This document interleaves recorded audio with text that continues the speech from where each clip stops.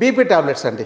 ఈ BP tablets అసలు ఎవరైనా అడగండి, మా దగ్గరకు వచ్చిన వాళ్ళు పెద్దవాళ్ళు బీపీ టాబ్లెట్ వెయ్యని వాళ్ళు 10%, 90% ఉంటున్నారు. ఎవరైనా ఒకటండి బీపీ ఒకటి వాడుతున్నాను, వేరే ఏం మందులు వాడట్లేదు అని అంటున్నారు. అది చాలు వాళ్ళకు ఆయుష్ తగ్గించేయడానికి.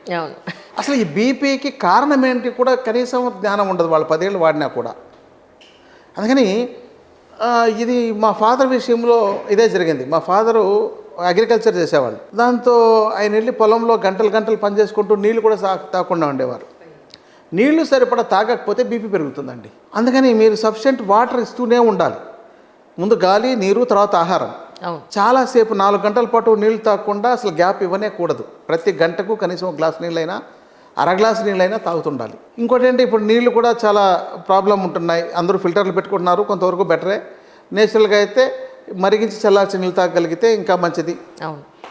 ఈ సున్నితంగా ఉండేవాళ్ళు, ఇమ్యూనిటీ లేకుండా ఉండేవాళ్ళు, ఏసీల్లో వర్క్ చేసేటోళ్ళు కాచి చల్లార్చిన నీళ్ళు, మరిగించి చల్లార్చిన నీళ్ళు